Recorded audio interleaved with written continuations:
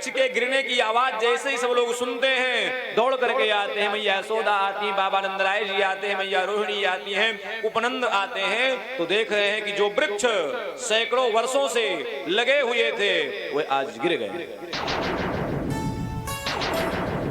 बाबा नंदराय जी का हृदय तो तब भर आया, बाबा नंदराय जी के आंखों से आंसू तो उस समय आ गया जिस समय उन्होंने देखा कि वृक्ष तो गिरे हुए हैं, लेकिन उन वृक्षों के बीच में कन्हैया बंधा हुआ पड़ा हुआ है। महाराज बाबा नंदराय जी के आंखों में आंसू आ गया। कन्हैया को दौड़ करके उठाया और कहने लगे, लाला लाला, आज के बाद तू मैया के पास मत जाना, तेरी मैया बड़ी कठोर है, तुमको रस्सी से बांध दिया। अगर ये वृक्ष मेरे इस बालक के ऊपर गिर गए होते तो मेरे बालक का क्या होता।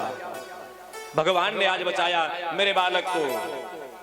कन्हैया को हृदय से लगा लिया और कहते हैं कि कन्हैया, आज के बाद तू मैया के पास मत जाना। कन्हैया ने भी कह दिया। कन्हैया ने कहा कि बाबा, आज के बाद मैं मैया के पास नहीं जाऊंगा।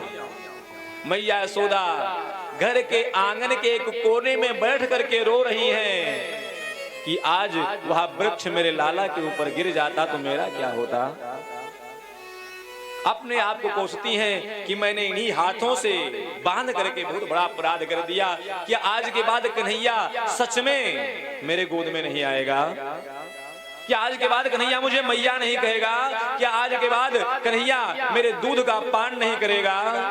मैया यशोदा रो रही है महाराज, भाव विह्वल होकर के। मैया के रोने की सुस्तियों के आवाज को जब कन्हैया के कानों तक पहुंचती है तो कन्हैया रुकने वाले नहीं है महाराज।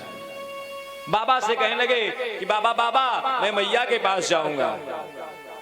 बाबा ने कहा, नहीं कन्हैया, तेरी मैया ने तुमको बांधा है, मैया के पास नहीं जाएगा, वो बड़ी कठोर है, तो उसके पास नहीं जाएगा। तुझे क्या चाहिए? तुझे भूख लगी है, तू क्या खाएगा?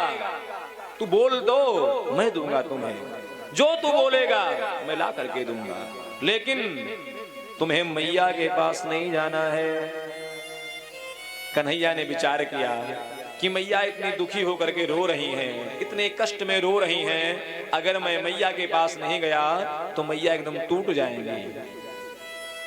कन्हैया ने कहा, बाबा बाबा, मुझे भूख लगी है, मैं दूध पीना चाहता हूं, मुझे दूध पिलाओ। अब तो मैया के पास जाना पड़ेगा, दूध कहां मिलेगा मैया के पास।